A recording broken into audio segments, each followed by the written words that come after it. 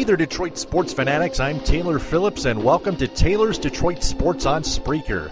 You can also find this and all other episodes of Taylor's Detroit Sports on iHeartRadio. Straight and full Detroit and Michigan sports coverage 100% of the time.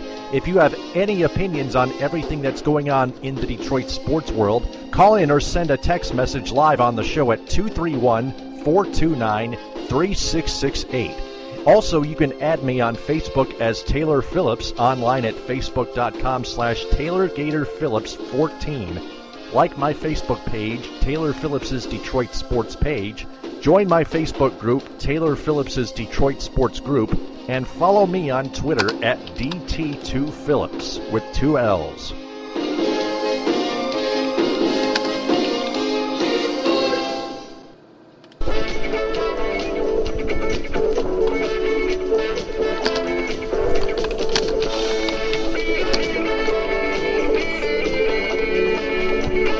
Second here. And I am live with episode 152, also available on SoundCloud. Live on SoundCloud, that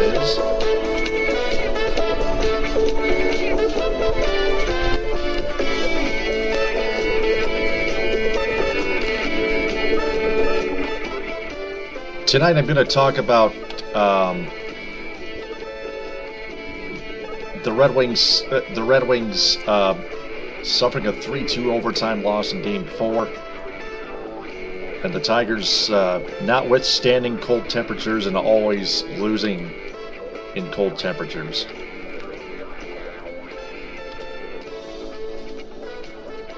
Which is getting old.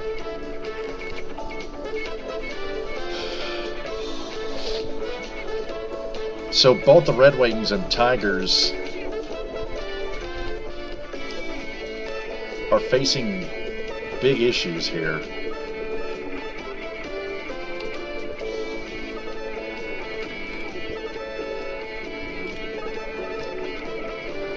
Last night in Game 4 was one of the worst playoff losses ever for the Detroit Red Wings. Had a 2-0 lead late in regulation and then gave up 2 quick goals.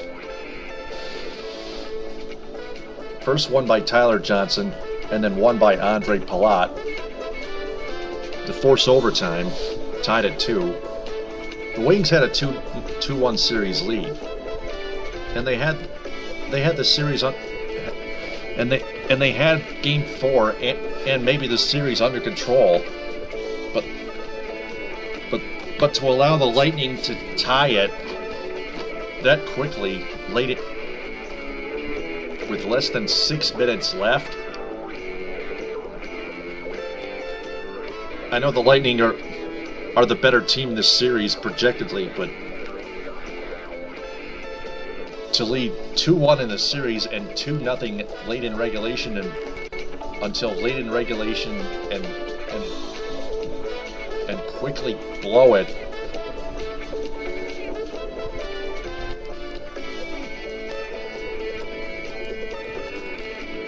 Is a major choke job.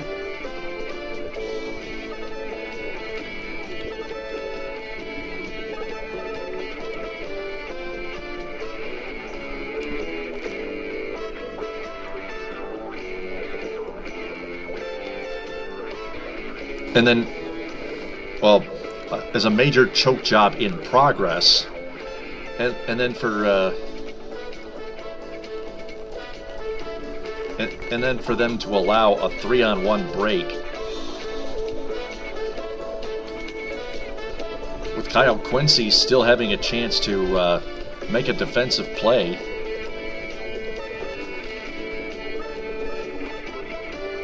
Oh, there was nothing he could do, right? Ah, shut up, you idiot. What? Oh.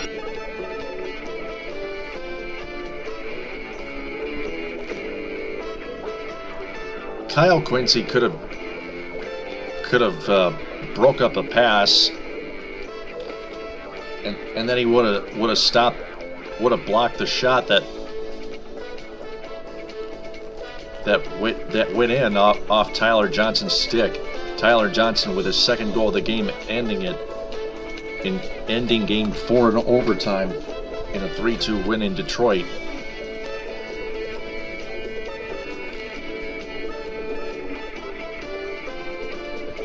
That was a major choke job completed.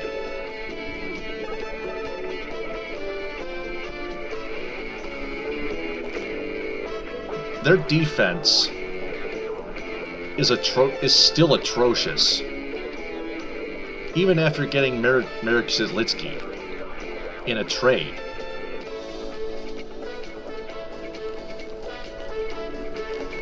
I'm telling you,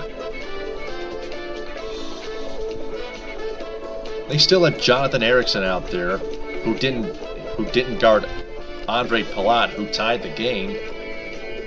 They also got Brendan Smith, who still keeps committing stupid penalties. Oh, man!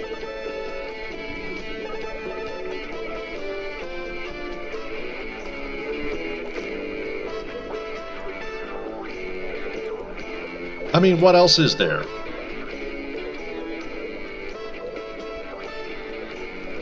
Their defense is not blocking their shots. Their defense is not putting games away in regulation in the third period. They play well and then they choke.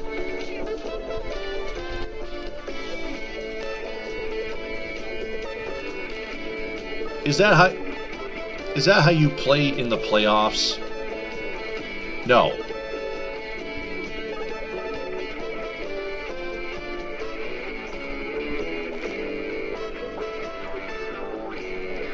And then after the game, Mike Babcock said, "We played well and Tampa Bay stole the game from us," quote unquote. Ah, shut up, you idiot. What? Oh. Mike Babcock, you are a stupid coddler. You need to go to Toronto after your team gets eliminated in the first round in 6 games. The Lightning have too much momentum with that 3-2 overtime decision. A 3-2 overtime choke job by the Red Wings.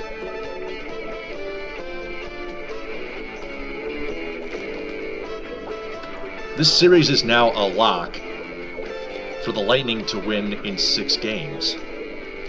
My buddy Ryan Schuling on Facebook predicted Lightning in 6 at first, and he agreed with me that Mike Babcock should be fired.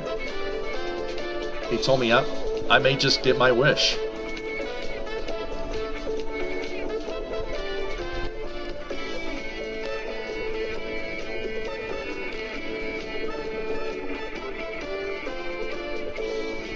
And Jonathan Ericsson and Brendan Smith and Kyle Quincy all need to be terminated. Quincy's having a better year, but it doesn't matter. He's choked in the playoffs. He really has.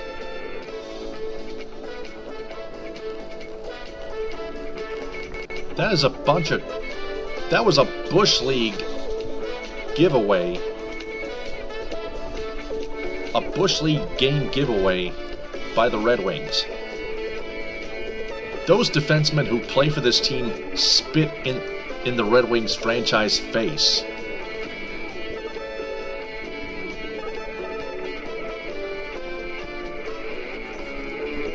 By doing such a poor job defensively and not helping out Peter Mrazek, who is still our number 1 goaltender.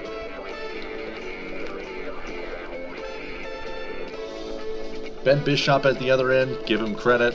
He's made his saves.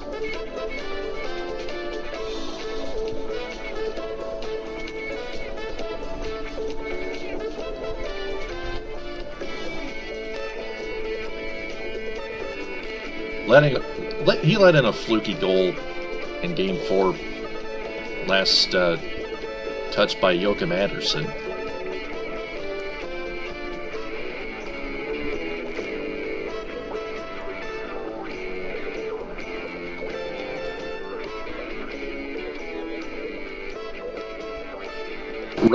Red Wing fans everywhere should be furious and concerned.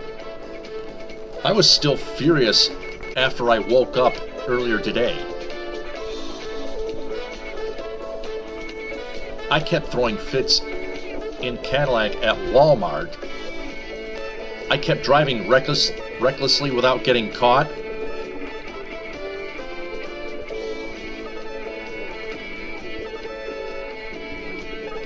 I kept flipping other stupid drivers the bird, and slow drivers as well, because I just didn't have any time for anyone's BS.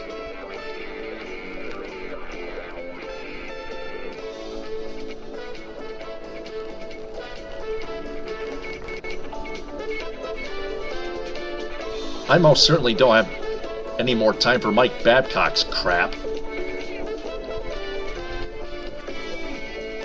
Go to Toronto, please.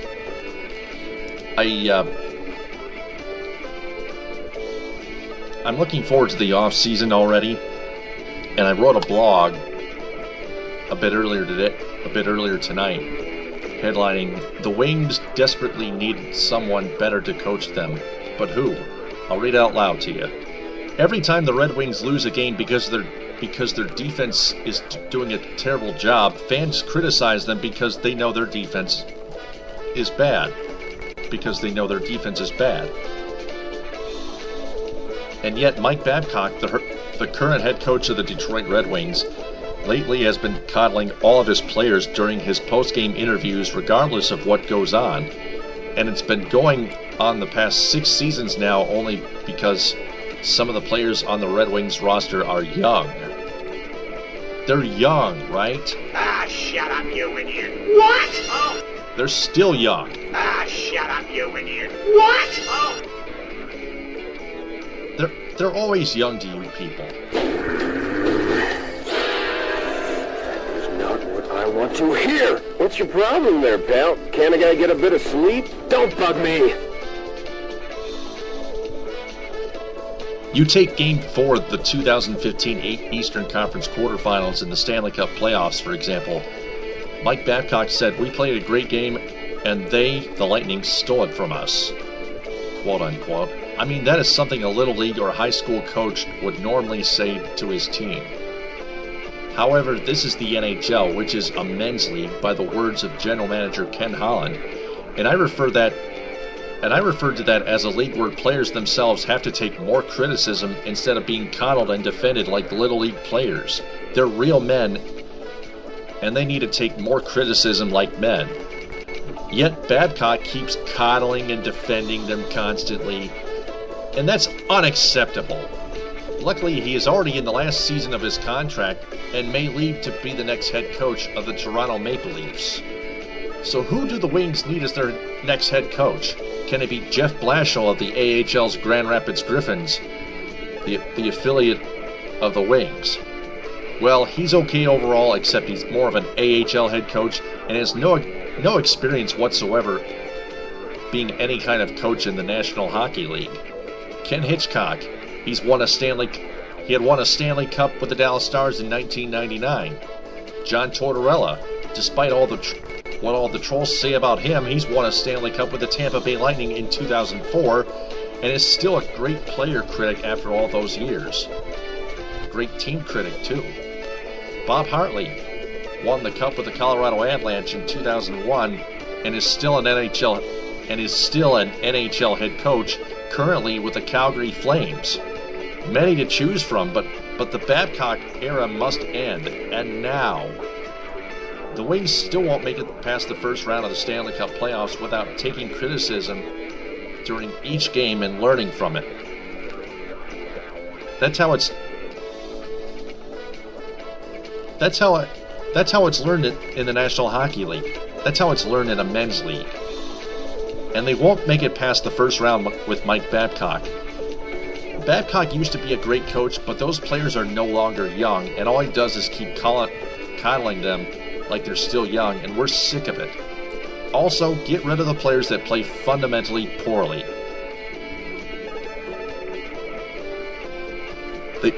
Or should I say playing poorly in terms of fundamentals. They include Brendan Smith, Jonathan Eriksson, Kyle Quincy, Johan Franzen, and Stephen Weiss.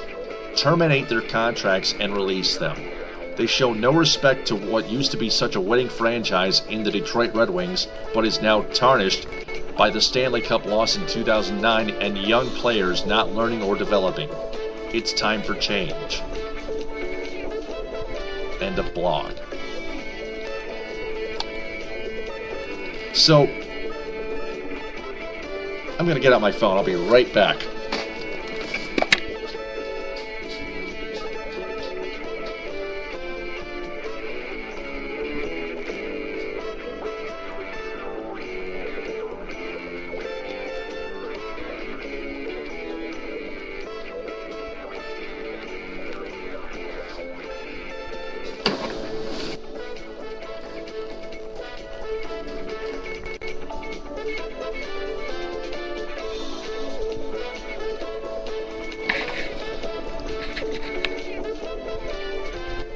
Okay, I'm back.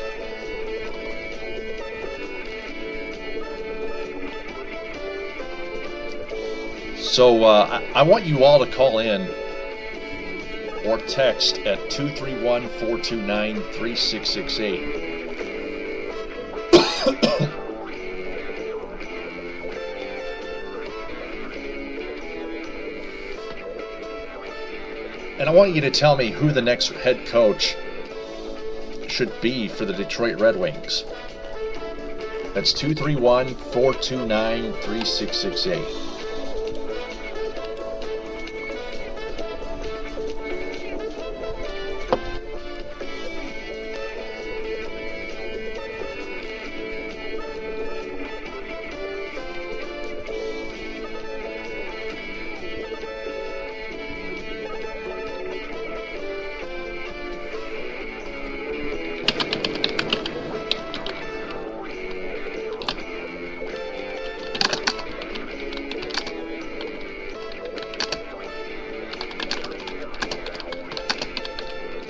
So I was just messaging Ryan Schuling here. I was just talking about the Red Wings and how they choked away Game 4, and which is the epitome of what could be a series loss, a devastating series loss in 6 games to the Tampa Bay Lightning.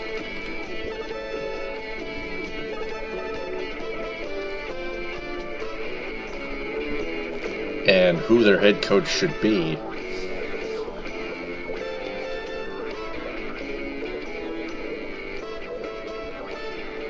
I would go with John Tortorella because he is very critical of his players and his team as a whole. He's very smart and very tough. He's tougher than Mike Babcock. He's tougher than Ken Hitchcock. I don't think I would go with Jeff Blashill, though, because Blashill has no NHL head coaching experience. Bob Hartley's okay.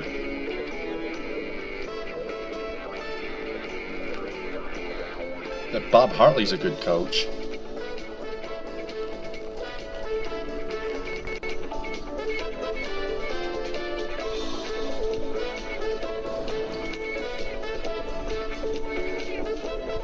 But my pick would still be Tortorella. But if you have any other head coaches you can think of, call me at 231-429-3668. That is 231-429-3668.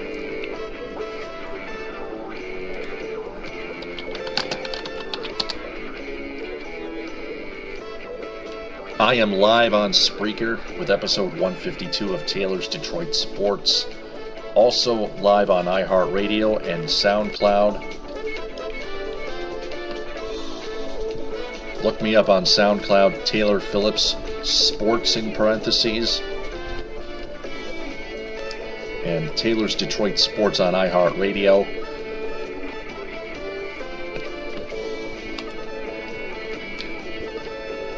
I'm going to jump to the Tigers here.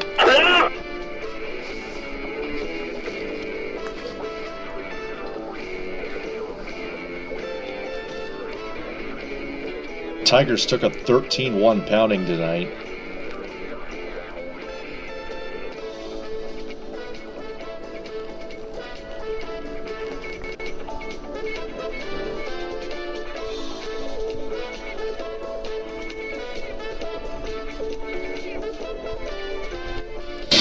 Shane Green gave up 9 runs tonight, which is very, very, very rare, but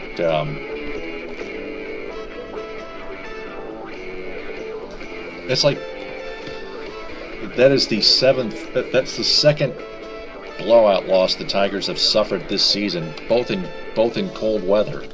That's always been the issue since 2006.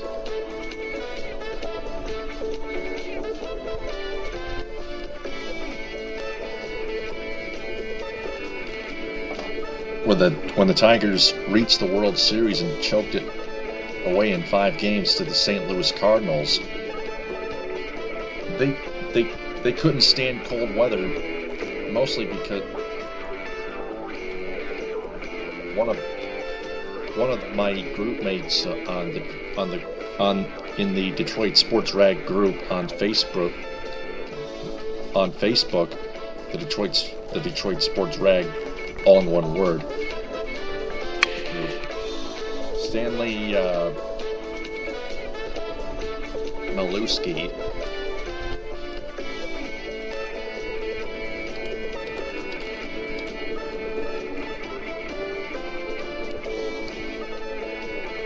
told me that Latin players don't like the cold. Fact. That was a comment in my post. I posted, the Tigers and their fans need to stop making excuses of cold weather. Well, Stanley Maluski was not making an excuse. He was just telling me a fact that Latin players don't like the cold. Miguel Cabrera and Victor Martinez are 2 examples of Latin players.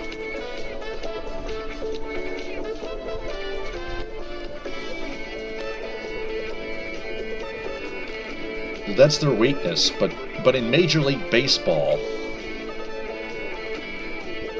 you have to overcome weaknesses by your own hands. You have to handle them by yourself. You have to overcome adversity. That's the thing about being an athlete in Major League sports, in professional sports. Because you have to toughen everything out, especially the cold temperatures. Well, it looks like the Tigers are not doing that at all. They've lost 4 straight. 2 of them are routs.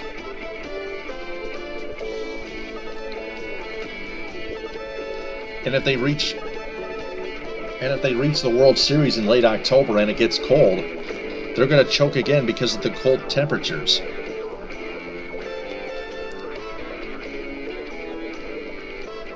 And fans are using it as an excuse. Crybaby! How long are you going to keep whining like a child? You're just a crybaby, a coward!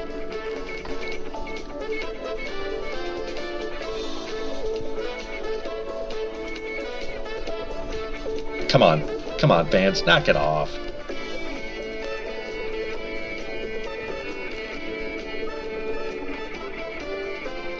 And no, I'm not going to wait for the bats to warm up later in the season.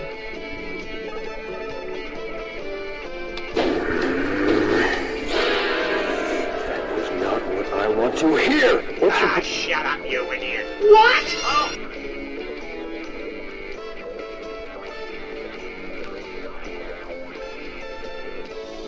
Because if they can't win the World Series, if they can't win games in cold temperatures because they can't overcome cold temperatures, then they definitely can't win a postseason game. Not in the ALDS. They got swept last year.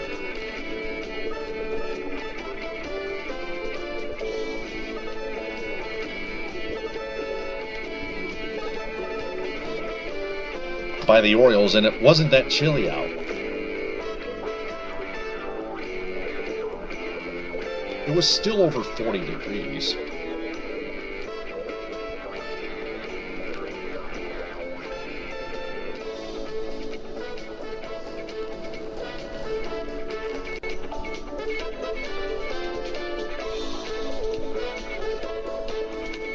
The Tigers have to practice in the cold more to try to overcome the cold temperatures. They have lost a lot of games in cold temperatures, especially at home, for over a decade. And it's a disgrace. It's almost as if they were quitting the game. Crybaby! How long are you going to keep whining like a child? You're just a crybaby, a coward!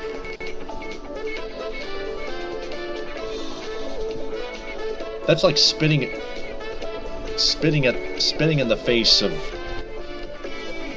a team, a franchise that's trying to win a World Series championship and hasn't done so since 1984, the year I was born.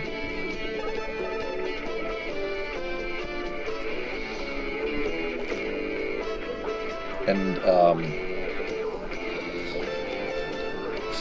fans like me cannot allow it, especially on my podcasts.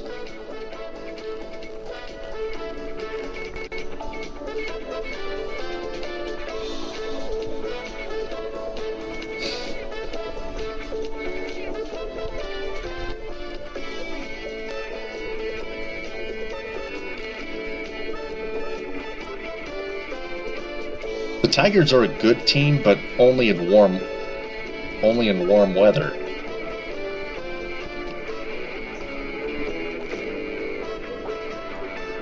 I'm not trying to make this sound like an excuse either. I'm trying to make this sound like I'm addressing an issue.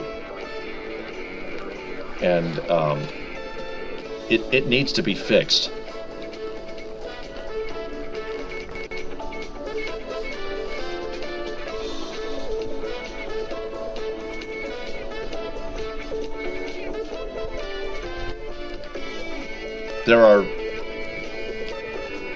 There are a lot of MLB teams that can win games in cold temperatures, but the Tigers are not one of them. I tweeted that out early on. I tweeted that on Twitter earlier, and I posted on Facebook. If the Tigers want to win a World Series again, they have to withstand cold temperatures and win those games in cold temperatures, especially at home.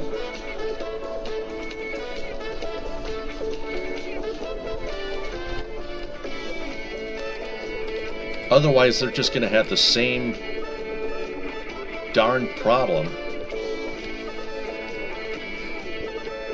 chickening out of the cold weather. They have to be tougher than they are right now. I know they can. Maybe they need to practice in Alaska or something.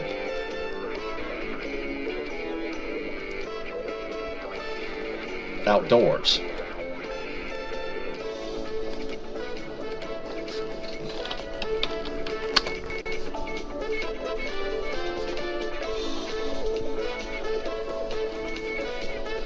I hate to break this to you fans, but that's the way it is. Almost every other MLB team has played and won a lot of games in cold temperatures. But especially the Latin players in Major League Baseball have to toughen up.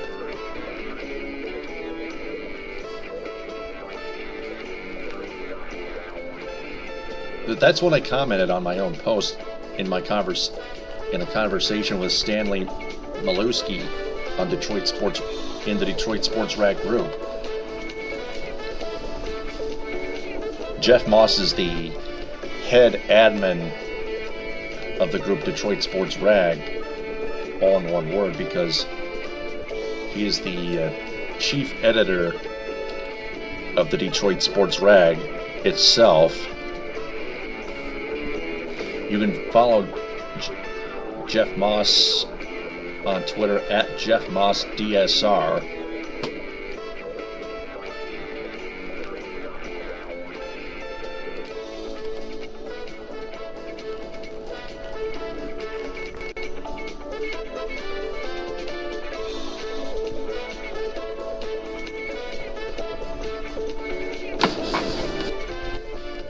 He is from West Bloomfield, Michigan, somewhere in the greater Detroit area.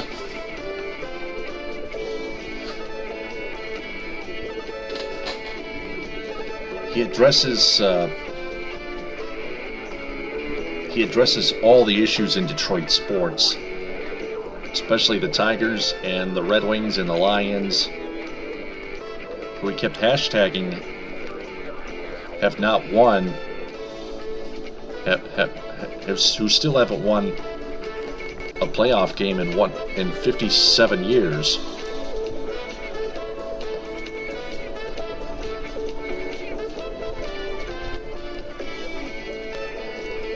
And he knows sabermetrics. You've got to follow him. Also like his page, DetroitSportsRag.com on Facebook.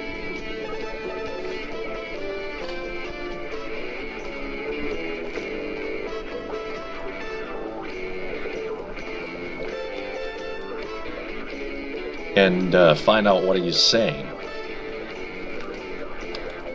Yeah, he sounds very tough, but he sounds very right.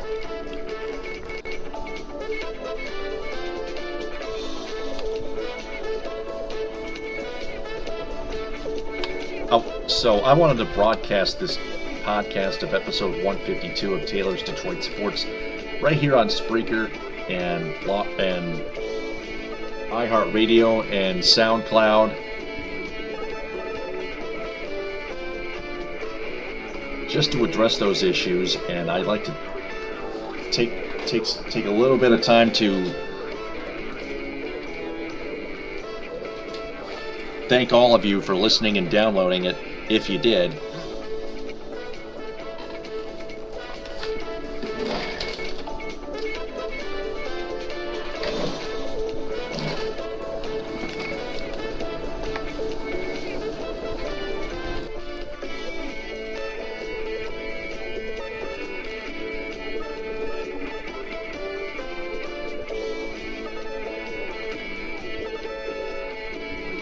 Red Wings play Game 5 Saturday at 6 in Tampa Bay.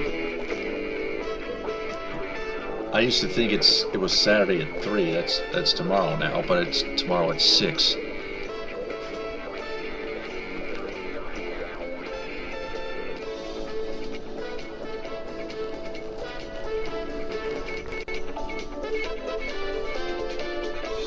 But the Lightning are going to have home ice advantage and momentum on their side.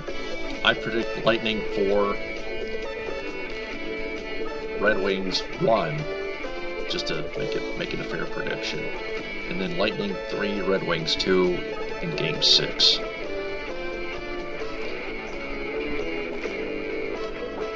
I just want this whole playoffs.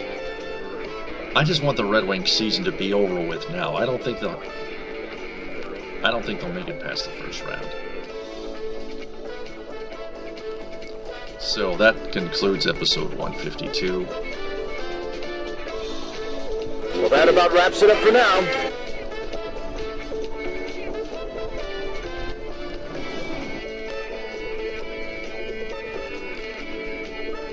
I'll be back sometime later with episode 153.